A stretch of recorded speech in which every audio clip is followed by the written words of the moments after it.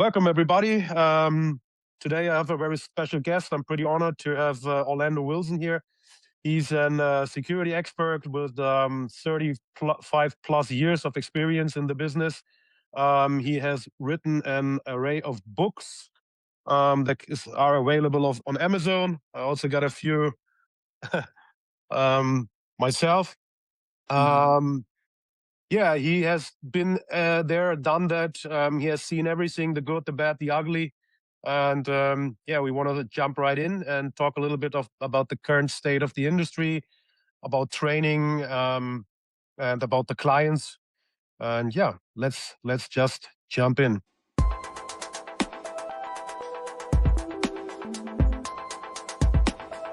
So, Andy, what do you think? What's the current state of the industry? What's the standards? What do you like? What you don't like? Yeah, let's talk about the good, the bad, the ugly.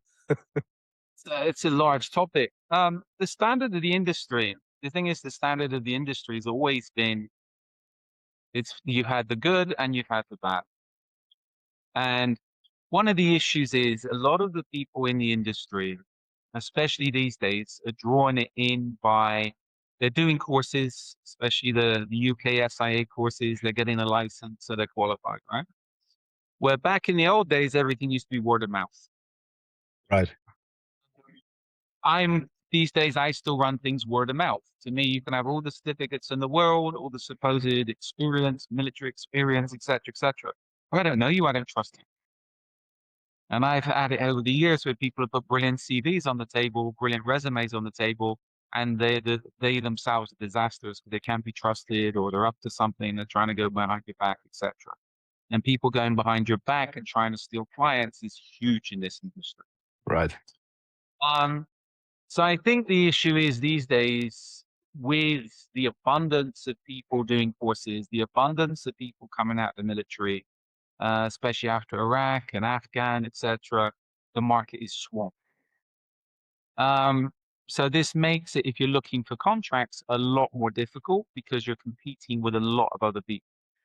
And I see it where a lot of the established people are struggling because a lot of the people that's coming out of the military or just doing courses are more in tune to box ticking.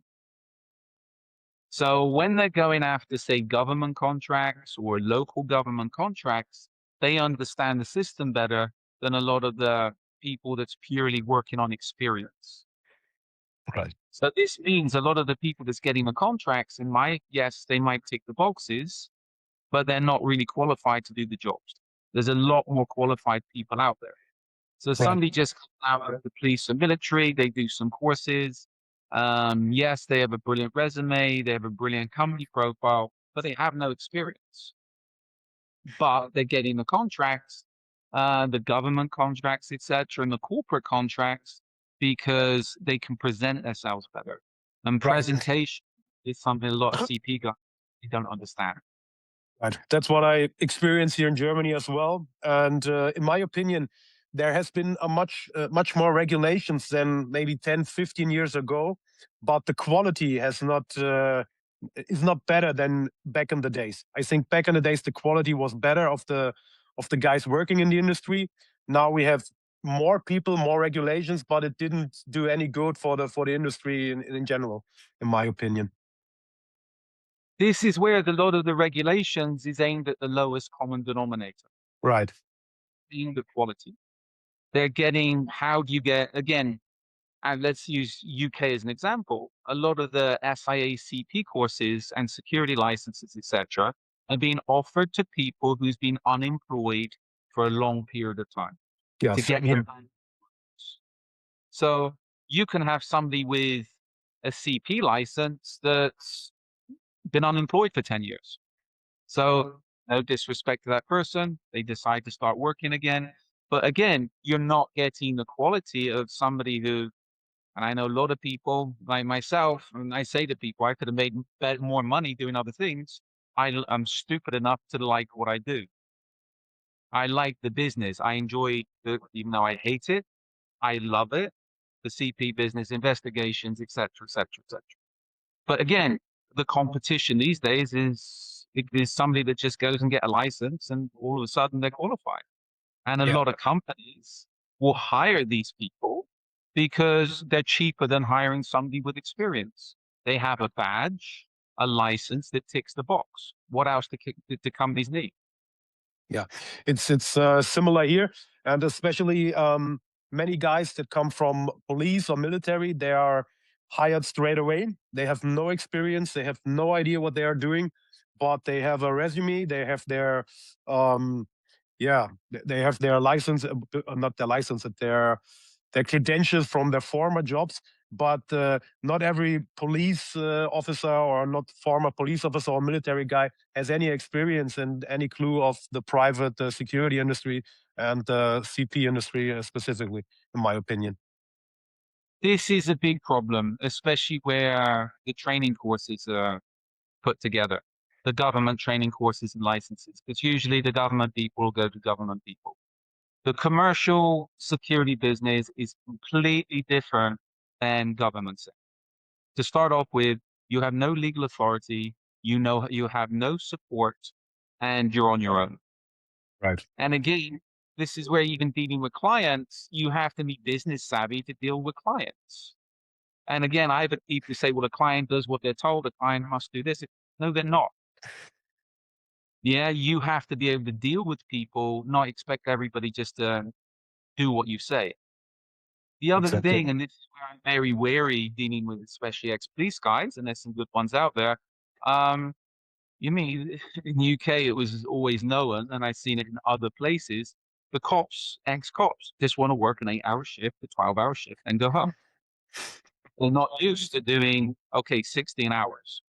They're not used to not having, oh, we have to have tea breaks. We have to have our coffee breaks. We have to have lunch. We're entitled to this. We're entitled, you know what? Commercial CP, you can be going nonstop. You can be going 16, 18 hours a day for a week, 2 weeks. Yes. And you need to do that because you need to get paid. And I remember some guy saying to me, they sent somebody off on an investigation somewhere. Very good job, very well paying in the Caribbean. And they never heard from the guy. And because he spent a day flying, he decided to take 24 hours off, take a day off when he got there. Amazing. Next, this guy out of UK. And it's like, you know what I mean? That might work in your world. In the commercial world, you just got your ass fired. Right. Yeah. Yeah, that's same here. Yeah, just like you mentioned, they have no idea, and often they don't have the soft skills to work in a private environment. They still have their think they have authority over other people. They don't build rapport with other people. They think they can command them and tell them what to do, and that often brings a lot of friction in the job and makes it unnecessary hard. And yeah, specifically if you're looking at hotel staff and all the guys you rather have a liaison with, and yeah, these guys often don't get this, don't get to that point. So I remember last year I worked on a task with a former special forces guy, and he was fresh out of the military, and he definitely had no idea what he was doing. He didn't know how to stand there. He didn't know to do what with his hands, how to behave and how to blend in an urban, or it was an event environment. He had no clue. He has pretty good credentials. He was former special forces, ticked every box, but no idea how to work in a private environment. You said behavior. People don't know how to behave, and you have to understand how to behave, and you have to be able to behave in different environments. And that's Exactly. something some people do, some people can't. Sometimes you have to be nice to people, sometimes you have to be nasty with people. And the other thing as well, I was saying, yes, you need to be nice to people, but you also have to understand boundaries. Yeah. Where in maybe the police and military world, clients can do what the hell they want. In the commercial world, the people I deal with, I can say I'm strict because you're paying for a service, and these are the boundaries. There's some things, guys, I tend to deal with sensible clients that aren't going to ask me to do stupid things. And we're not going to turn a blind eye to certain things. So this is where it's the whole CP business is very, very complicated. And I've been doing this too long now. So I understand things, but again, it takes time to understand how things work. You're not just going to go and do a course, security management course, whatever, and all of a sudden you know what you're doing because you've done the courses. Yeah, exactly. That's You need what I knowledge. yeah, that's what I thought when I came out of my course about 15, 16 years ago. And I wanted to go straight to the CP business. And thank God it didn't work out that way. Thank God I had still 5 more years to learn how the business is working, how the private industry is working. And yeah, thank God I didn't drop right into the CP business, because then I wouldn't be there anymore, probably. Well, this is it, mate. There's a lot of people. I know people in senior corporate security positions. There's a big question mark how they got those jobs. Yeah. Their experience, they become managers of companies. Well, what usually happens, somebody BS's their way into a contract, they get a big contract, and they're set. But this is another thing for clients. It's clients need to be very wary who they're hiring. Yeah. Because again, there's a lot of people out there, yes, they tick the boxes, but do they actually know what they're doing?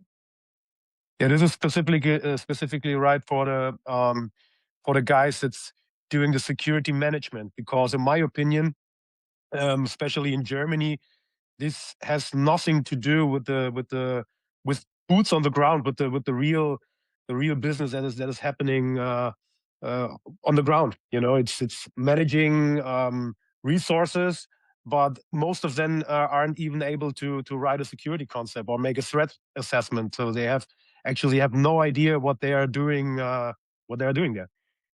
But this is a major problem.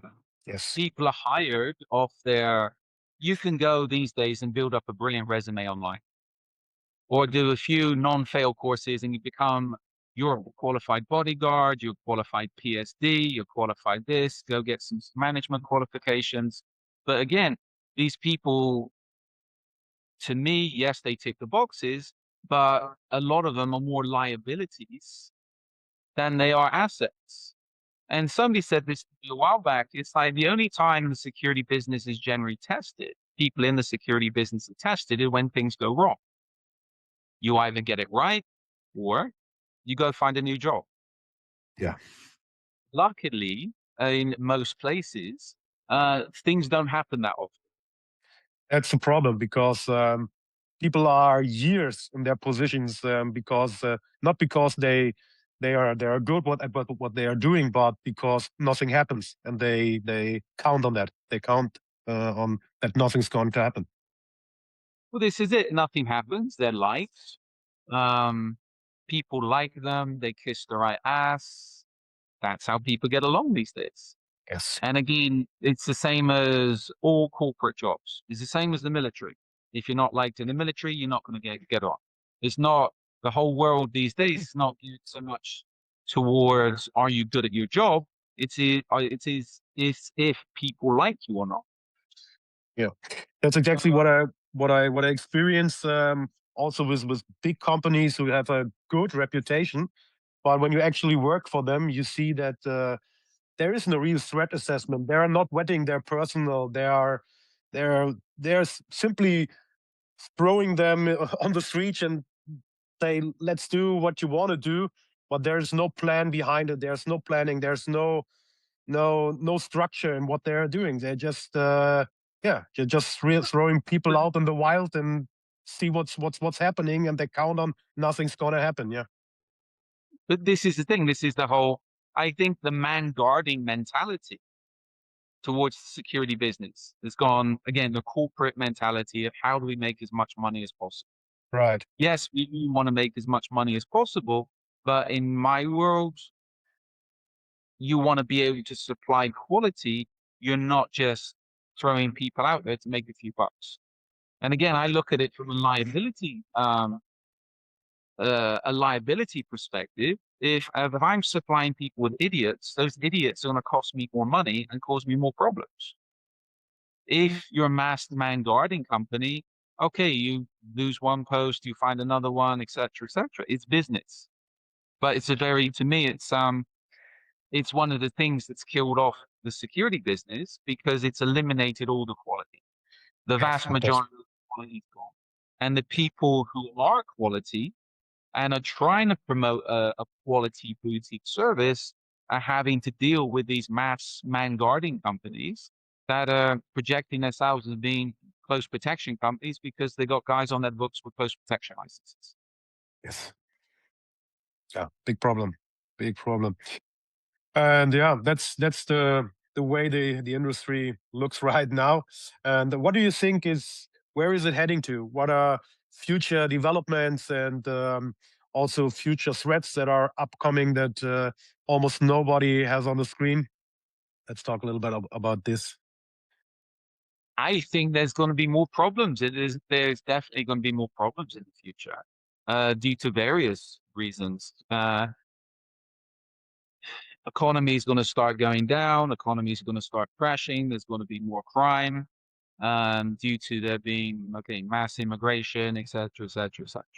So things are looking pretty unstable. The thing is, what are people going to want to do about it, and what can they do about it? Whereas you look in a lot of places now, again, we'll bash UK, a lot of the crimes there, such as burglary, shoplifting, etc., have been decriminalized. Yeah. So from a security perspective, if you are supplying retail security or you're supplying estate security, can you actually do the job, or are you going to have more problems if your guys do arrest somebody and they get hurt? So it's here. So It's yeah. No, go on. Sorry. this is where it's looking at it from a business perspective. Do you actually want to get involved in a lot of the work that's being offered? Because it can, from a company perspective, it can make you money, but it can also cause you problems. And can you actually supply the services that you're being paid to supply? Yeah, you mentioned the liability. When we look in Germany, specifically in the last few years, we had a lot of security guards that were the source for information for burglaries, and we had a big burglary here in the Bode Museum where they have stolen a big gold coin. It was a few kilos, and then also the Grüne Gewölbe. They stole all the jewelry, the age-old jewelry from the emperor and stuff like that. And also, always the security guard was involved in that because they are working for minimum wage. And yeah, what do you expect from these guys in such sensitive areas? Yeah, also in the critical infrastructure, I think a lot of critical infrastructure is. Yeah, it's filled with sleeper cells. Let's call it that way. Yeah? This is it, and this is what people don't realize. If the terrorists are thinking long term, what's the easiest way to infiltrate a business, etc.? And I talk about this as far as investigations are concerned. Get people working for the cleaning staff, get people working for the security company. And again, as long as they pass the minimal vetting and minimal training for most security guard positions, they've got access to the whole building. Yes. So this is it. A lot of clients don't realize their weakest link is generally their security companies. And Right. this is something we're pushing more. We're pushing more consulting. I've been doing this for a while. We'll train the executives, we'll train the people within the company to set up in-house, because at least then you've got trusted people. And again, those people have more of an interest in your business than you have somebody coming in from the outside working on minimum wage. Yeah. Yeah. This is something you don't Yeah. realize. Criminal organizations or family structures, they always keep some of their staff or their associates. They keep them clean. They keep them clean records, especially or specifically to get them into these places, into these jobs, to yeah to check out for them and to give them information of yeah If not, vulnerabilities. you simply put the site you're after under surveillance. You check who the security guards are, put them under surveillance. Okay, what are they doing? What are they? Okay, offer them a little bit of money and they'll give you everything. You'll Yes. find one, especially within these large corporate sites. You mentioned museums, etc., etc. Um, somebody there will want something. Somebody drinks too much. Somebody's on drugs. Somebody's smoking weed. Somebody's sleeping around on their wife or girlfriend. There's always things that can be exploited, and they'll be happy for a little bit of extra money for what can be perceived in their mind as little risk. Exactly. But yeah, Yeah. but y- something popped up as well. There's a spate of kidnappings going on in Europe at the moment, targeting crypto people. Yes. And somebody said to me the other day, I haven't verified, is something that they reckon there's people, a lot of this crypto stuff is now getting regulated and registered, et cetera, et cetera. So one of the big threats is that people actually within the crypto regulation business are going to be giving out information on who's got all the crypto. Yeah. And unlike, unlike having your money in the bank, if you've got your crypto on a ledger in your house or you're keeping it in cold storage somewhere, you're open. Yes. Yeah. People will come after. Yeah, and especially people are not very sensitive with their information that they put out on social media and stuff like this. Yeah, they brag about their money, just like you mentioned in other videos. Also, security personnel bragging about working for ultra high net worth individuals, stuff like this. This is so how does it come? People don't recognize that the criminal element is monitoring all that stuff, is monitoring all the social media. Many have still have the misconception that criminals are stupid idiots, that they're dumb, they have no clue what they are doing, but they don't recognize these guys are as professional, if even if not more professional than we are, because it's their living, it's their job, it's how they make money. So they do it as professional as we do, if not more professional or more determined on their task. It's business, and that business just happens to be crime. That's it. Yes. They choose to do what they do, and it's crime. That's how they make money, be it drugs, be it theft, be it burglaries, be it stealing cars. It's Yes. a way to make money. So they look at it as a business. But Exactly. companies don't see it that way, and they hire minimum wage people to protect their businesses, or a CP guy that some company says, yes, he's got a license, where actually verifying he knows what he's doing. Exactly. Yeah. And yeah, also um, touching on the training topic. What do you think about the training standards that are out there right now? In my opinion, um, there are they all provide similar stuff. It's always the same. It's walking in formations, shooting, driving, stuff like this. But in my opinion, depending on where you're working, on which soil you're working on, you have to do specific training for specific areas of the close protection business.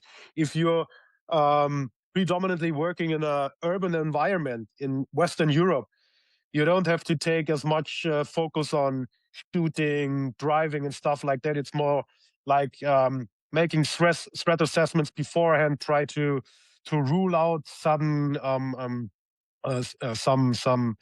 some threats that may upcome, make good route reconnaissances, building liaisons with other people, working on your social skills, more working on your self defense or self protection skills rather than shooting, driving, and all that stuff that looks fancy but doesn't add much value for some areas CP operatives are working in.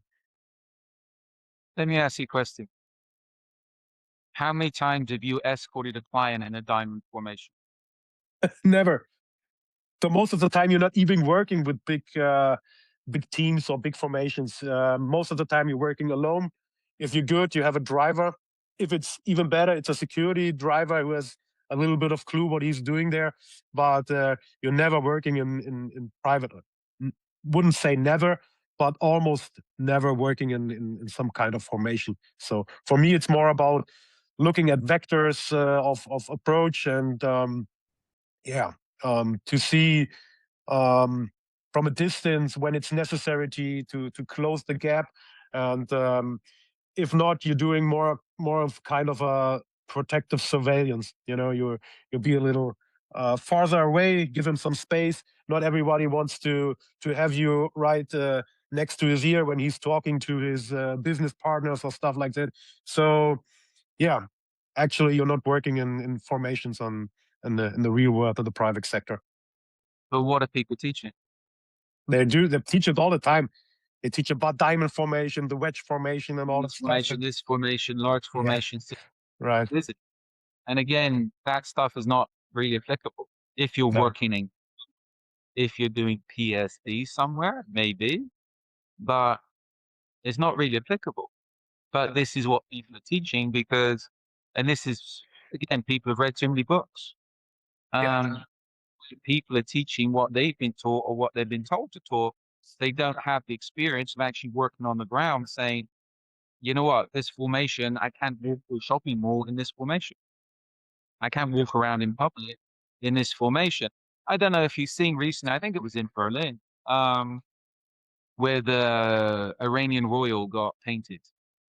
Yeah. And again, Yeah. they were trying to pull off some type of formation that someday, again, it's a mess. Yeah. No It disrespect was. the best, but there's other ways to do things. But Yes. this is where a lot of people, they do what they've been taught. They don't think. Yes. And this is where, especially in the close protection business, especially in security business, when there's a lot at risk, you can get hurt, other people can get hurt, etc., etc. So there's a lot at risk. People don't question what they've been taught. People Yes. don't question what people are teaching. Right. And I remember I was always gobby when I was younger. I still am now. It's like, okay, why are you teaching this? What relevance does this have? And Yes. if a tactic, if anything doesn't have any relevance, why are you doing it? And this is Yeah. what I say. Your instructors or those running the companies are asking you to do something and they cannot justify why you're doing it. Then Yes. why are you doing it? It's an easy Right. way to work out, know what they're doing. And I know, again, self-defense is another one. How many self-defense instructors have you, martial arts instructors, have you ever been in a fight? Yeah. That's what. Probably not Okay, many. but you're teaching self-defense. Yeah. Firearms Yeah. instructors, have you ever carried, let alone anything else, have you ever carried a firearm for self-defense outside of a gun range? And a lot these days will say no. Have you ever carried concealed for close protection? And a lot will Yes. say no. Yes. But they're still teaching what they believe works or what Yeah. looks cool. Yeah. Yeah. But most of it doesn't work in the real world. It's the same with all that evacuation drills and the reaction for an attack. So you always have this reaction gap of at least 0.25 seconds. So and then you have to draw your gun. You have to put it on the target, and yeah, in, Yeah. in in that time frame, everything is already done. Everything happened, and most of these drills never work in reality. But somehow it doesn't look like people are testing what they are teaching. Exactly. Look what happened to Trump, President Trump in US. The guy ran through, I haven't seen the video, Man. through the front of the checkpoint. And you had how many Secret Service guys there and whatever. And yeah, you can never be 100% all the time. Yes, they You reacted, can't.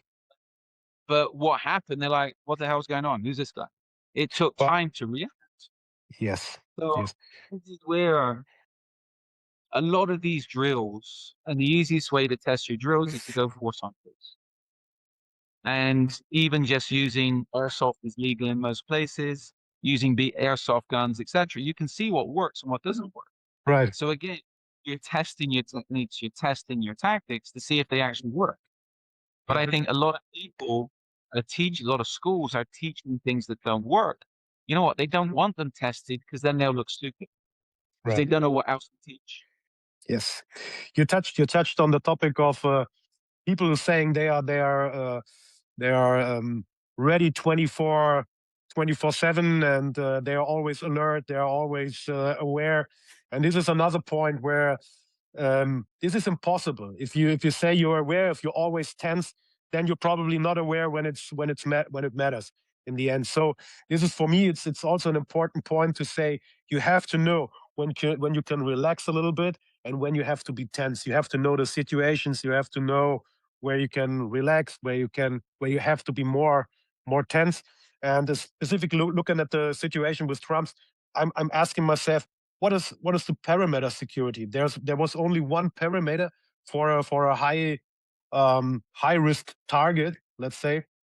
And yeah, I don't know what they were doing there. I think he got through the outer perimeter, but they had more. But again, it's just one example. And again, that world of secret service is you're dealing with too many resources, which you'll never get in commercial world. This is what you said about always being alert. I tell people, and I've written about this, you've got to be comfortable. And this is where it's making your drills, and the main thing is counter surveillance, counter surveillance, counter surveillance, watching who's watching you, watching who's following you, etc., etc. If you're comfortable in your environment and you make the simple drills of watching who's watching you, making sure you're not being followed, making that part of your regular routine, then you're not always alert, you're always aware. Right. I think there's a big difference between, again, you said about the ex-military guys. I got stories about one guy another time, be talking too much. Something went wrong. The guy, again, qualified guy, whatever, something went wrong. A trash, the big lorries that pick up trash, the big dumpster trucks. One went through a Yeah. gate of one of the residences I was working at. Big mistake. Somebody left the handbrake on. Cart rolled through the front of this residence, large Arab residence, and this kid was running around shouting, screaming, "We're under attack, we're under attack, we're under attack." No, it was an accident. So this is where you have to be able to work out, okay, you need to be able to understand the threat level and the threat assessment. Then be aware, well, if you're always aware, then work to the level of that threat assessment. I think awareness is something you already have ingrained in our biology. And the biggest problem I see often is it's not what to add, but probably what to subtract. Subtract the disturbances and people walking around with their smartphone all the time. They have earbuds inside and all that stuff. They're looking for many distractions. It's more to reduce the distractions instead of adding so much more in your routines, because as I said, it's ingrained. We react for this since millennia, and yeah, for me it's often more what you have to subtract, but not what you have to add to your toolbox. Another thing people don't realize is, especially in the CP world, is if your client has got serious problems, serious threats, political problems, the CP guys and girls are going to be the ones that's going to be placed under surveillance, that's going to be targeted. Right. Um, and I know of cases, I know of, again, another story, two stories out of the United States where people were working with clients that had issues with law enforcement. So, yes, you can be being followed, you can be being watched. But again, if you act aggressively, especially in the US, towards a Fed, FBI guy, etc., you're going to have problems. You'll get arrested. So this is where it's understanding the threats the client most probably be under. And this is where, again, you have to select your clients, put the client, do a background check on the clients. Because again, if you're dealing with a client that has issues, you want us to understand those issues are going to come over onto you, be it Yeah. legal issues, be it political issues, be it criminal issues. Yes. And you have to be honest what you can handle and what you can't handle, because there are threats you can't handle as a Yeah, private exactly. security contractor. I remember years ago, when we were doing stuff in Mexico, we had a lot of people contacting us for work, CP work. And I remember stuff was hot in Monterrey, and we were turning down jobs. I turned down a load of work because, again, I spoke to my guy there, Jerry. You're most probably watching. And I said to him, it's like, he said, "No, we can't do anything. You're dealing with cartels. Right. There's Right. cartel on one side, you've got corrupt police and military on the other side. Right. We send it as soon as they get to the airport, everybody knows who they are, everybody's watching, etc., etc. Exactly. So why does this person need a security guard? What are you going to do? You'll get kidnapped with the client if they decide to kidnap the client, and then they'll kill you first to make an example to the client. Right. So this is where I had people. I remember I was in Miami at the time, and I said to guys, "We're turning it down." Oh, we'll do it. We'll do it. We'll do it. Okay, you want to go get chopped up? But again, these are guys that watch too many movies. Huh? Yeah. Chances Most are, of them do. if we sent them there, and I've had issues with this before, if we sent them there, they'd be too afraid to leave the airport.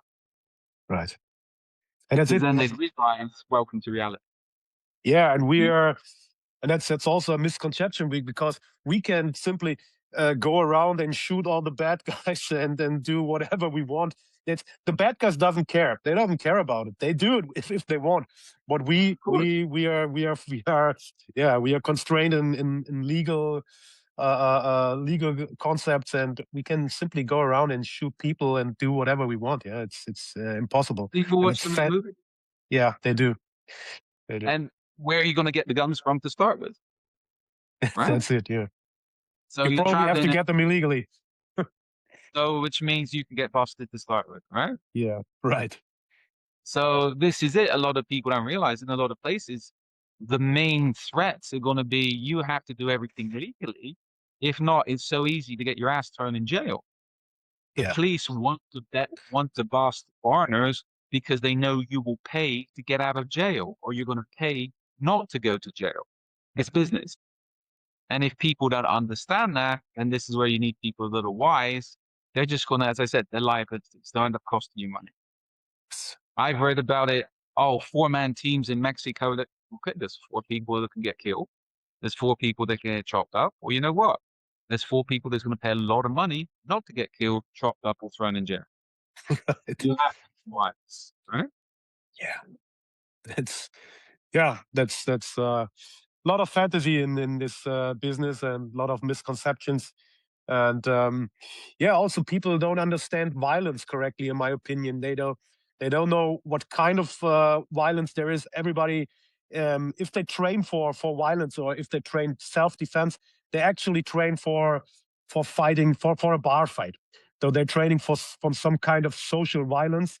And so doesn't say that social violence cannot escalate until the craziest stuff, but it's usually it's a difference from predatory violence, where clients get under surveillance, and when clients get attacked, then it's more some kind of a predatory violence. It's kind of business. There's no emotions involved, and this is also a misconception, and people don't understand what's the difference between a bar fight and predatory violence, fighting for your life in a real real life and death situation. I tell people for self-defense, for CP, you want to end the situation as quickly as possible. Where it's safe to do so, report it to the police, do what you have to do legally to make sure your ass is covered. And then where it's not safe to report it, get the hell out of there as quickly as possible. But you have to end the situation as quickly as possible. So all self-defense training makes is good, but you need to work out what to apply when. A lot of the arrest restraint techniques, a lot of the jujitsu stuff, you don't have to be rolling around on the floor if you're working by yourself. Nobody's protecting the client. You can get stabbed, you can get kicked in the head, etc. Right. So again, it depends on if you're working in, say, Europe, where the emphasis is on arrest and restraint, and you're working with a team, sure. If you're working in some other places, I'd have to be polite here, I was going to swear. You just have to stab the person and get the hell out of there as quickly as possible. Yes. But this is where you have to understand the environment, the threat assessment, etc., etc. Yeah, and the kind of and the kind of violence, because social violence, or it's territory violence, it's honor, it's violence because of honor. You're crossing someone their pride, and most of this is de-escalatable. So you can de-escalate these kind of violence in most of the cases, and that's not what people are training for in their self-defense classes, in their martial arts classes, or so. They escalate conflicts that could be de-escalated. With predatory violence, is a different kind of topic. You have guys that need a resource. They want your money. They want your whatever, and this can get to the extreme. If you think about that, a crackhead is for him, it's the same the same kind of situation. If you have 3 kids and they haven't eaten for a week, and what's the father is going to do to provide food for their family? That's the same what a crackhead would do if he has 2 days no hit, no crack or so. And that's a different kind of violence. And this kind of violence is usually not, you cannot de-escalate this. So if it's just for the resource, normally you just give the resource and the thing is done, because no money is worth your life. So just give the resource. And then there's a different kind of violence still, where it's predatory violence, but it's not for a resource. It's going for the lust of killing, for raping, for stuff like this. But the approach of these guys, it's not like a bar fight where they buff up these guys and say, hey, what's going on, and open up their entire vital organs and vital points of striking. No, this is violence where you get isolated, where you get where they put surveillance on yourself, and then it's a quick and precise hit. It's not about fighting. It's just about finishing the job as quickly and efficient as possible. Touched on a few things there. It's like this all comes into your threat assessment, into what are the threats you likely to encounter. Again, the guy that just needs the money to feed his kids, you know what? Give him the money. That's it. But there again, you junkie, you got the psychopath that's trying to cut up let's say the lone wolf terrorist in Europe that just wants to kill people. Okay, they need to be finished as quickly as possible. That's it. But the chance in a lot of Europe, if you've done that, you'd end up going to jail or getting a harder sentence than they would these days. Yes. But this is where, when you're talking about, let's call it professional violence, when you're dealing with criminals that's targeting a client, you need to understand the violence. You need to understand if they get if they get to the point of putting you under surveillance, then you're going to have problems. If they know where the client lives, et cetera, and the chances are, if you're dealing with clients that are in one place running a business, yes, they're going to know that. What do? Try and cut a deal, work out the problem, work with law enforcement to try and get the people arrested. But again, a lot of times, and I've had it in the past, you go to law enforcement, say, okay, my client's been threatened for whatever reason. They're like, okay, call us when anything happens. Yes. This is where you need to build up a case. You need to build up the evidence. You need to build up the backstory. I know clients that's gone to lawyers, and lawyers are a necessary evil. Yeah. And I know one client who dropped huge money on a lawyer that didn't do anything. And I got into a major argument with this lawyer because he wasn't doing anything. And the client was going to send me to talk to the person that's been a problem, and the lawyer did a mess. And I said to the lawyer, okay, in the US, you get cease and desist letters. There's just a legal letter saying, stop it. I said, well, send it. Because that's all I'm going to do. I'm going to go and talk to the guy. Do you send a cease and desist letter if you don't want to go? The lawyer wouldn't do it. The lawyer was afraid. The lawyer didn't want to get involved, but he took the client for a lot of money. Once the criminal was arrested, now the lawyer pops out of his hole and he's hustling. But you have to understand the threat and the type of threat. Yes. This is where I'm seeing more and more, and we got to remember, there's a lot of again, this has been going on a long time, a lot of ex-military guys, a lot of ex-intelligence guys, and there's going to be more when Ukraine finishes, getting into crime. Same as when the war was down in Eastern Europe, people have to eat, right? It's business. Exactly. But there's going to be, I'm seeing now, a lot of increase in the use of poisons, an increase in the use of drugs. So why are you going to get into a fight with CPT when you can just watch where they get their coffee and drug the coffee, send somebody up to buy them a drink? Yeah. Right. So there might be some countries where you still have someone who's tasting your food before you do it, but this is not what's the reality in most of the cases. Yeah, it's the old way of doing it, but some, it depends on the drugs you're using. You can mix the drugs up to kick in, and it kicks in 20 minutes, right? Yes. That's one. I said to somebody recently who was joking, other stories another time. I said, these guys, we just lace their food with laxative. That's it. The whole CP team's on the toilet. How can they protect the client? So this is where the bad guys are going to be thinking outside of the box, right? It's not going to be always the direct, and this is where it makes me laugh with a lot of the training. It's always geared towards the frontal assault, the guy with a knife, the guy with a gun, etc. And a lot of it, it's all structured training. It's all rehearsed training. Whereas I said, think outside of the box. If you're training force on force, you can soon work out what works and what doesn't work. But this is where I think with a lot of the set martial arts, uh, techniques, etc., the set martial arts, what am I trying to, the forms, etc., everything is set. Everybody knows how the person's going to attack. Everybody, this is a big one with knife defense. You attack a certain way. Well, think outside of the box. If somebody's coming at you swinging a machete from all directions, how are you going to deal with that problem? You try grabbing the blade and you'll be missing your arms, right? But people don't want to think about that because then it's just destroy the techniques they've been teaching for the last 20 years to how many people, and now they're made to look stupid. Exactly. Yeah, I would never base self-protection or self-defense system just on techniques. It's always have to be based on some principles. Of course, you have to have a foundation. You know how to generate power. You know how to throw a punch. That's what you have to know. You have to know the vulnerable targets on the body. That's what you have to know. But never focus just only on your technique. You have to work on principles. You have to work on which distance is the attacker, which weapon is he using, how is your positioning to that. And yeah, never base it only on techniques. That's never working in the real world, where adaptability is key to survive an attack. You've got to be able to adapt. You've got to understand the environment. And again, it's like nothing's set. You have to be as flexible as possible. And this is something which you have to learn over time. You have to learn by making mistakes, and you have to make mistakes. And you have to Yes. learn by testing, testing, and testing. And if you're not making, while you're training, if you're not making mistakes, you're not training hard enough.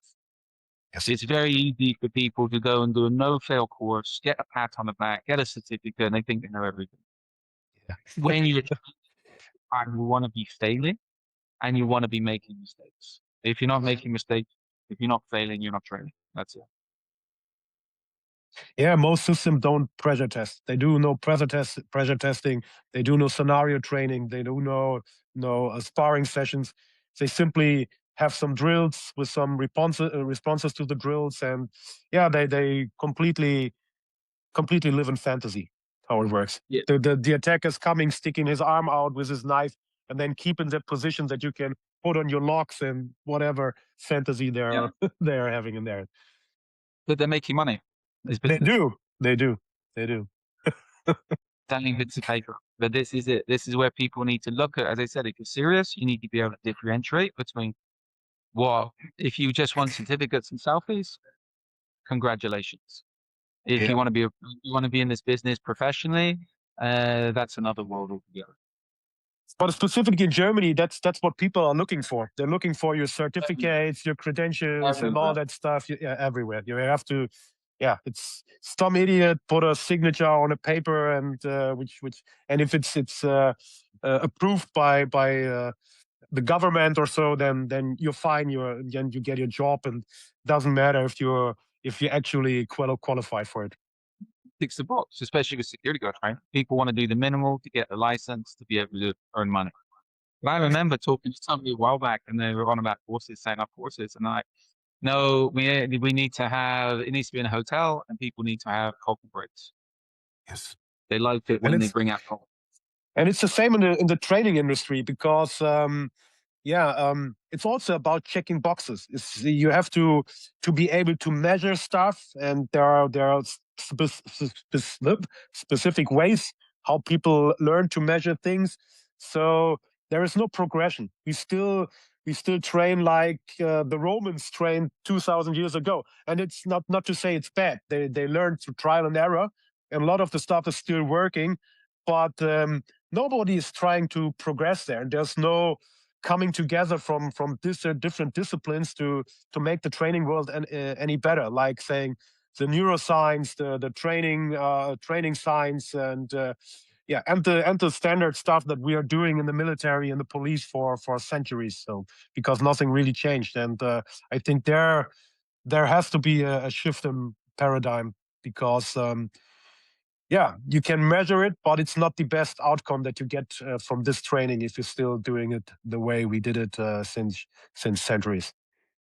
The trouble is, if you go in and rewrite the book, then that's going to be a lot of work for a lot of people. And you'll be hurting people's egos because a lot of people that's been teaching the book at the moment, what's written at the moment, what's believed at the moment, that's what they believe works. So if you go into places, and this is another one for business, don't be too critical if you're trying to get work. I will emphasize that in a second. Because again, you can go in, I've had everything you want to say, okay, this is garbage. Now, I'm a little bit, I don't mind offending people, but again, you're teaching this stuff, it's garbage. Oh, the state requires us to teach it. Yeah, but it's garbage. But again, you're churning out people. Yes, they have a license, but you know what? And I was saying to somebody recently, one guy used to do bits for me in US. He was a licensed armed guard in the state of Florida. I would never allow him to carry a gun when he worked. Yeah, He was on the range with me a few times, and I was like, no way would I allow him to carry a gun when he worked. Solid guy. Give him a baseball bat, no worries. Give him a you gun, won't no. you won't believe what's the what you have to do to get not a license at all, but the necessary qualifications to be able to carry a firearm in Germany. The course you have to do, it's called the Waffensachkunde. It's a fucking joke. It's really a fucking joke. So you have to know about the legal aspects, basically how a gun is working, and then the entire testing is you have to put five shots on a paper target, and if you hit the paper target with the 5 shots, then you're good. Then you're allowed to, if the job requires, then you're allowed to carry a weapon on a compound or on a CP job, whatever it is. So it's a fucking joke. It's really a fucking joke. I was surprised. I always classed when I was in US, I was in state of Florida for too long. I mean the security guard qualification, firearms qualification, I always dismissed. But looking at the actual qualification, it's not a bad shoe.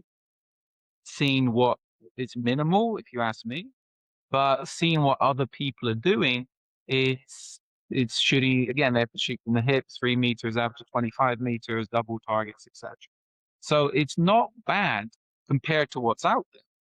Yes. But that's one thing. But again, to carry a gun, I think state of Florida now, constitutional carry, you can just carry a gun. You don't have to qualify. Yeah. If you want the concealed weapons permit, I always used to, in my concealed courses, used to be like 4 to 5 hours geared towards the person, individual, private group. And I used to ask people to shoot a minimum of 50 rounds. Yes. Which to me is nothing, right? Yeah. Yeah. But if you went to a lot of the gun shows, a lot of the unscrupulous instructors, people are firing one unaimed shot to qualify. And you don't even have to get the target to qualify for the concealed carry license in the state of Florida. When I done mine, when I first got there, I was there with another guy. I think he was an ex-cop from New York or something. And we were like, okay, is that the course over? He just picked up a 38 revolver, pulled the trigger, put it down again. Yeah, that's it. So this is like, the funny thing is, in a lot of places, firearms qualifications are dressed up to be top, but really they're minimal. And we've had people come through where, yes, they think they're tactically qualified, tactical this, tactical that. They got the certificates, but all they ever done at max is draw from a holster and shoot from a booth. When you get them moving around, it's dangerous. They've never done it before. But in their mind, in Germany, it's not even allowed for private people or even most of security companies to shoot while moving. You have to be stationary to I've shoot. heard that. You're not allowed. So it's very hard to get a license to do defensive shooting or more, or even aggressive shooting. It's completely, you're not allowed to do aggressive shooting in Germany. Not even if you're a security company owner or if you use it on your job. Only the police and military are allowed to do this kind of training. You know what? I don't. It's the whole gun control thing. I think it's crazy. Where, you know what? It's not the guns that's the problem. It's the Yes, idiots that get the guns. And that's. I mean, most people I know that are gun people are very, very responsible people. Why? they are They don't want to lose their guns. They don't want to learn to lose the rights to shoot, etc. exactly. So this whole thing again, UK about knives. It's like I grew up on fishing boats. I always carried a knife. So did how many other kids that went to school? How many UK is people got nuts. who got stabbed? Nobody. You're not Nobody even got stabbed. allowed to carry OC and stuff like that. As a UK is completely nuts. You're completely everything is banned in the UK. You're not allowed to defend yourself. You just have to Yeah, you just nanny have to state where you die. can. People say you can, but again, it's a nanny state. But again, it's I don't see how it's positive in any ways. I'm all for I got stories that which justify self-defense and people being armed. But again, it's like I think if people legal responsible people should be able to carry weapons for Sure, self-defense. If they sure. screw up, then they're going to jail. Well, the same in US. I think, say the Florida 10-20 life. You screw up with a gun using the crime, mandatory 10 years, pull the trigger 20 years, shoot somebody 30 years, or kill them, you're looking at death. So I think any rights need to be balanced off with consequences if you abuse those rights. Yeah, they're pretty hard on who's allowed to carry or to own a gun. This is when I'm talking about Germany. But then Mm, if you illegally carry or own guns or use them, it's a total joke. What yeah. kind of sentences you get out of it? Mm. But mate, that's the world we live in. I don't understand it. And I think it's more and more people I know, and I think the people I deal with I only deal with what I class as normal people, which is generally responsible people. They're in the security business, investigations business, or something. Um, everybody says the same. Everybody's saying that, and this is one thing: the crime rates are going to get worse, especially in Europe, because of I'm not going to say lax law enforcement. Law enforcement is confused. The courts are confused. There's big confusion between I think what's right and wrong. Where I think anybody can work out what's right and wrong, and if somebody's a criminal, they need to be treated like a criminal, not given privileges. Yes. Yes, in my opinion, it's not a fault of the police or the legal system. It's the politicians do the rules. The politicians are who set this road, who set up this road, and yeah, we're not heading in a positive direction, in my opinion. It can be positive for business. You Yeah, just have to understand how find a niche, find a market, and then say, okay, and make sure if you're providing services, you're not going to get sued or end up in trouble because your guys are doing the right thing. So it's going to make things a little bit more complicated. But I think for the security business, um, it's going to be positive. The only issues is you're going to have to compete with, you're going to have to deal with all the rules, regulations, etc., and then compete with all the unscrupulous companies that's coming in because they got a license and they want to make a quick buck. yeah, and we already had this years ago. So there are security companies, or rather call them criminals, who set up a problem and then offer to to get Yeah, to always. help to get rid of the problem. You know. Always. That's business. That's Yeah. how I got stories about people that used to do that. I know of. And it's that's part of the business. But again, this is where a lot of the supposed regulation needs to clean that stuff out. But the issue is going to be is what if the people who's in the regulatory bodies are taking kickbacks to let these people in, Yeah, which that's is another. yeah. Politicians live in denial. I don't know what's their agenda, but yeah, I don't know what to say to the current developments here in Western Europe. It's a mess. It's a mess. You know what? There's nothing you can do about it. No, You have to learn to adapt to it. And again, it's it's learn how to make money from it, learn how to do right? business, work Yeah, out, see the opportunities, and you know what, exploit the opportunities. Right. Because I think there's going to be, you look in US, there was a big upsurge in private policing for a while because a lot of people defunded the police. So a lot of people got into the security business and making good money, even though they didn't know what they were doing, because people needed armed guards on their properties, in their neighborhoods, etc. So again, it's looking for the opportunities. What do you think? Is it And a good development that more private companies enter the business, or when we're talking about defunding the police, if we defund the police and more private companies take over, I don't think it's a good move. I don't, because again, I know some good guys in the US making a lot of money off them. But again, even they were complaining of people who were working with. Yes, you can have a very good contract. You've got a lot of responsibility. But again, the companies are sending out people that have just done a course and want to make some money. Right. So yes, the standard can be set. But this is a get back again, looking at a lot of law enforcement these days. What's the standard of the police? Yeah. Yeah. Back in, So you look at you, I just wanted to go ahead a little bit, and just wanted to touch up on the topic of future. We barely touched on this, future possible threats. So what I'm wondering, specifically in Western Europe, that drones are not used more broadly, more widely. So I'm really wondering, specifically when we're looking at the conflicts that are now ongoing around the globe, where drones had a big impact. So, but in the private world, still drones are not used that commonly, that often, in my opinion. that's going to be Specifically, a major. specifically not for attacking or for assassinations. So they might use them from time to time for surveillance um, surveillance stuff. But yeah, I'm wondering why they are not more often used in assassinations and attacks on clients. I think it's coming. It's a matter Yeah, of time. probably. It, with you know what? To me, there's always been, if you want to get them, there's always been weapons in Europe, military grade weapons, if you wanted to get them. And again, even if people decide to improvise things, I think drone attacks on individuals are going to be, they're coming. That's it.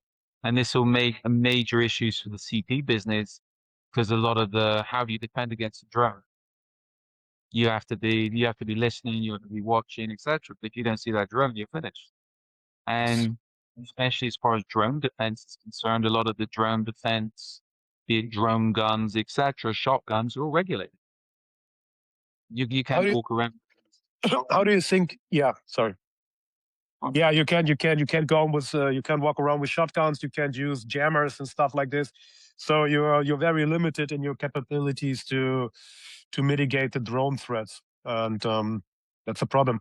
What do you think, or how do you think AI and robotics will impact the security industry? I think AI is going to be a huge problem, especially for scamming. Yeah. Huge problem. Um, AI in the CP business, well, it's easy to impersonate people, impersonate calls, etc., etc., etc. So you have to be very careful. I had somebody recently say to me, one of the videos I put up, oh, this guy doing this, doing that. It's AI. He thought it was real. So I just do stuff on commercially available apps, and it's very, very realistic. So I think as far as people getting hacked these days, especially cell phone security, ad security, you need to be on top of things. But again, if somebody is specifically targeting you, you're going to have huge problems. You can do the minimal. I posted something, he's on I forget who broke the story. I think it could have been BBC. I don't like the BBC, but about they tracked a lot of Colombian mercenaries in Sudan. And the reason that how they tracked them was through ad software. Because again, your cell phones put out information to a lot of apps that collect data for advertising. So simple things like that, you have to be aware of, making sure all that's shut down on your phones, on your computers, etc., etc. Because Yes. if people are targeting you these days with surveillance, if you get somebody's phone, you've got them. Even Yeah, and for this, even the people themselves share their information with their fitness trackers, where they are, their locations, and it's all that stuff. been And a long time. it's it's yeah, it's a fucking joke. What do you think about drones and robotics in the industry? Would they replace personnel in the near future? And yeah, what do you They think are. about it? They are. Right. The only issue with drones is weather. But for doing residential security or state security, use drones. I think it's a Yeah. matter of time. You've even got ones now, they're advertising for internal controls in buildings, drones. I think the man guarding market in the future is all going to be robots. Right. That's it. A robot will patrol an area. Maybe you have a response team, or if they spot something, then they'll send out, call the police or something. Yeah, that's Um, what I. I've seen the companies advertising they're like bollards. They've got cameras on them and sensors on them. If somebody comes into an area, it sets up an alert. If the person's identified themselves, you can call the police, etc. So I think a central command post, more like a CCTV operation, monitoring drones and robots, is going to be the future. No What do you need for think? people. All the data we put out on our cell phone devices, on our computers, we put in a lot of biometric data and stuff like this. And we've seen in the past, often enough, companies get hacked, data stolen. Do you think this could pose some problems when biometric data is leaked and stuff like this? Of course. Yeah. Especially when you're looking into these crypto registers. Right. Yeah, because again, what do they reckon? A lot of the crime now is all going to be going cyber. There's no need for people, the criminals, to make just as much money off cybercrime or hacking or that type of thing than they can for physically kidnapping somebody.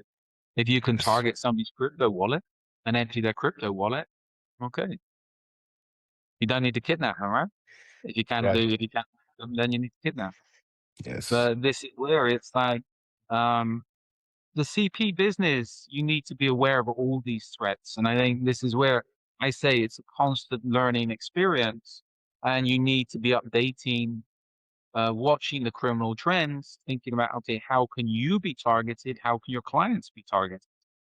Yeah. And again, I think it's interesting times. Things are developing very, very quickly. I think people are going to be stepping away from the physical security and they're looking more at cyber.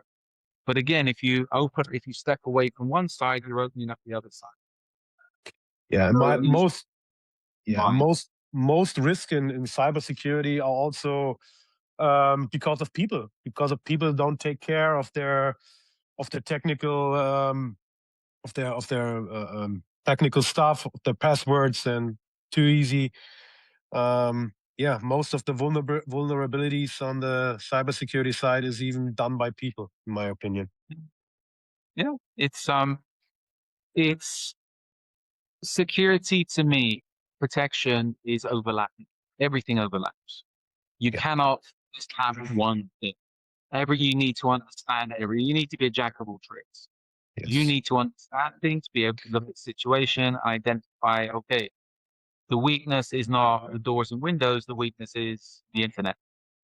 Yeah, and if you want to be good at a job, you can't just treat it as if it's just a job. It's, in my opinion, it's a lifestyle. You have to be constantly learning, constantly adapting to new situations. And yeah, for a lot of people, it's just a job. They did their training years ago, and they think, okay, that's it. Now I can handle all problems that arise.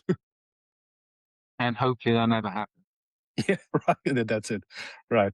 All right. So let's quickly touch up on the topic of the client. You also wanted to talk a little bit about the client. What are clients looking for? How to approach clients, and yeah, just give them some insight. But we covered quite a bit of that, and it's back down to, from a client's perspective, they need to be careful who they're hiring. Do they Exactly. just need something to tick a box for insurance, or are they under a physical threat and They need people that can actually protect them, their assets, their families, etc. But again, But I think a lot of clients these days have been sold services by people that can't provide those services. the problem that I see is most clients have no idea what to look for. They have no idea, and specifically the people who are vetting the security personnel, like HR guys and stuff like this, they have no idea what they are looking for. They are looking for advertisement. They are looking for the boxes you mentioned. They are looking for some credentials from certifications that yeah, doesn't provide anything, just the piece of paper. But yeah, that's a big problem that I see. How can we get the clients more aware what to look for, how to vet the security people they are planning to employ? I had a guy come to me a couple of years ago for training, and he said to me, he said I was difficult to find. I got a lot of social media stuff out of. He said from his world, his corporate, he said I was difficult to find. He didn't know where to look.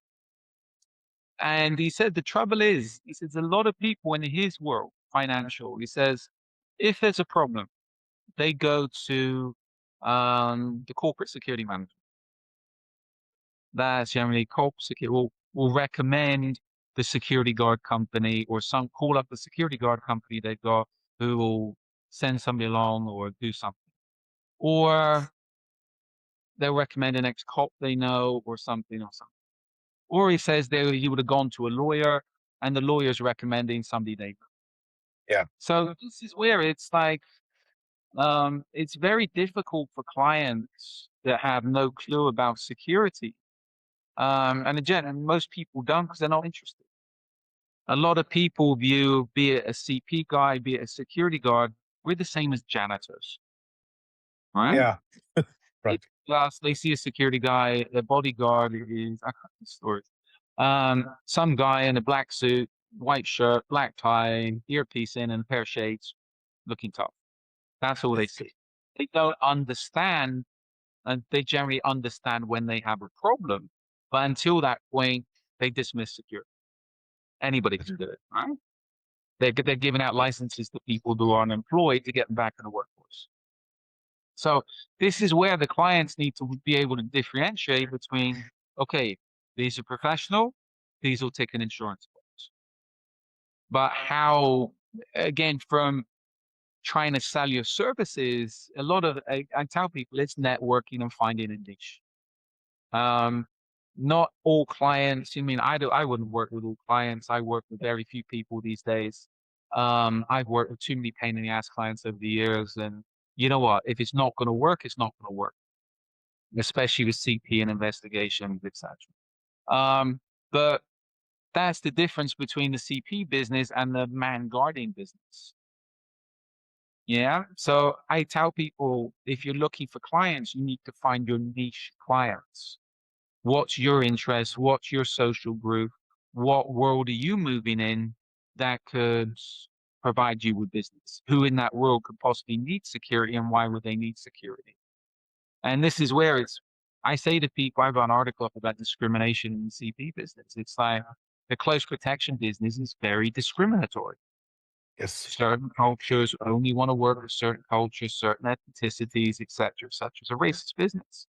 But And not again, only sorry. No, not only that. In my opinion, you mentioned the kind of gatekeepers, like lawyers or financial advisors or some ex-military police guys. So oftentimes it's pretty hard to get to the clients to mm, make yourself knowledgeable to the public, because there are still these gatekeepers, and a lot of these gatekeepers they they don't know what they have no idea what they are doing. They are not good by themselves, and so they they want to keep the market clean. They don't want to have no progressive new guys with new ideas who delivering better services. So they really try to manage who's getting into these circles. This is a big problem as well, in my opinion. the other thing is everybody's taking a kickback. So this is where with a lot of security managers, everybody's taking a kickback.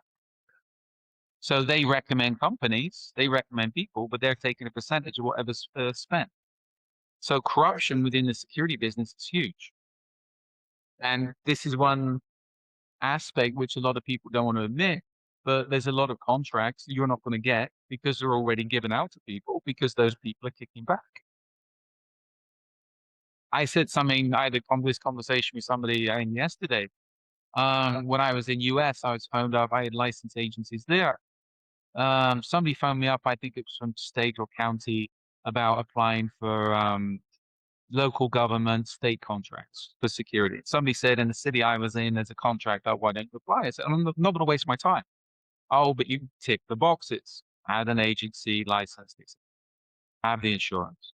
I said, yeah, but the only reason you want me to apply for that contract is then you can say you've had X amount of companies applying for that contract.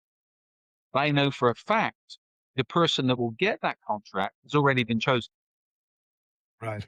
because it's somebody that's known to whoever's dishing out the contract, the local mayor, the local state officials, whoever, because that's one of their people. And he's most probably, if he's not donating to them directly, he'll be giving a donation to their favorite charity, Right. or that's how it works. Yeah, and I even know companies are setting up multiple companies because government contracts usually have to be put out every 2 years and to uh, have to be put out in the open again. And so they have different companies, and first the one company takes it, and then the next company. But in the end, it's still all the same company. So that's getting the contracts. Yeah. We call it corruption. Again, I said something recently. Corruption, definition of corruption, if you're making money, it's business. If you're not making money, Yes. then Yeah. that's how it works. You're That's why buying. people Yeah, you have to buy a lot of contracts by yourself. Yeah. yeah. If you want But want the this big is, ones. to me, the kickback stuff. I know people that's got into that world, and it's I don't get into it. And I've had people ask me for stuff, it's like, don't bother, go away. I'd sooner not take the contract. And again, this is where you need to work out when you first start out. Okay, it's okay helping people, etc. But again, if you get involved in that world, somebody said to me, one European country, um, we were looking at government stuff there, local government. And somebody said to me afterwards, it's like we were wary about what was going on. And somebody said to me, he said, yeah, you guys can make some money now. But the issue is going to be once this government changes, that the new government's going to look back through contracts and say, okay, was this a fraudulent contract? Was these people making too much? Where did all the money go? Were these people paid off? And you know what? Yeah, people can make money quickly by dodgy government contracts, but again, that can catch up with you, and then you're going to jail. This is what you always have to look at things and say, okay, what's the reason for it? Okay, why am I being offered this contract? Yeah, but I also see companies that only exist for 2 years, and after 2 years, they close the business and they build up another business with a different CEO and stuff. Yeah, that's what's happening all the time, just to take care they're not landing in jail. Run up the debt, run up a huge debt, go bankrupt, set up business again. Yes. And that's old school. And another one, people, I know one guy, and again, this happened to me years ago when I first started. Somebody offered me a contract, and looking at it, our contract, I was too young for the contract. They most probably didn't intend to pay me.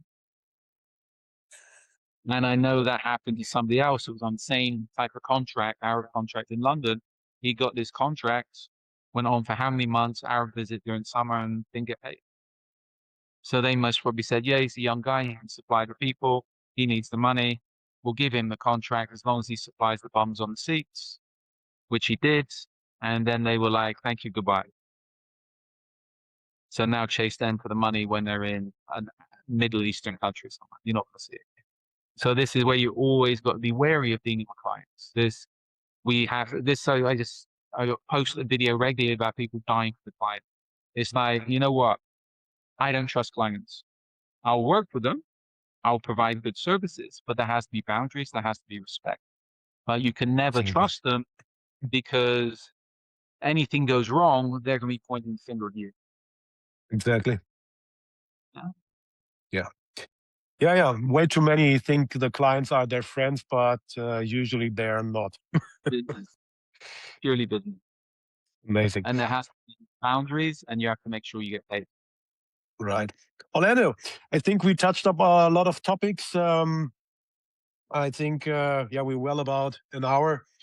So let's wrap this up. And I know you're actually or currently working on something very interesting. We cannot talk about it now, but maybe we can come back together for another podcast when the issue is solved. And would be very interesting to talk about. For now, do you have any final tips or final words for our audience? Keep training, keep working, keep learning, get the experience. And again, if you're training, make sure you're failing, make sure you're making mistakes. And everything needs to be tested. Don't believe anything. Right. Everything has to be tested. And if it doesn't work, if you don't think it works, test it, test it, test it. That's it. It's convenient to just believe everything and Yeah. think. But the thing is with this business, I said before, you can train your whole life for something that happens in a matter of seconds. Right. So you need to make sure, again, I'm an old man now, but you need to make sure that if you can, if that thing happens, if something bad goes down, then you need to be able to solve that problem as quickly as possible. If not, you just wasted how many years, right? Orlando, thank you so much for your time. Hope we can come back together again in a few months. We'll talk in a couple of months. Right. All right, man. Thank you. Thank you very much. And we'll Thank talk you. soon. All right. Thank you.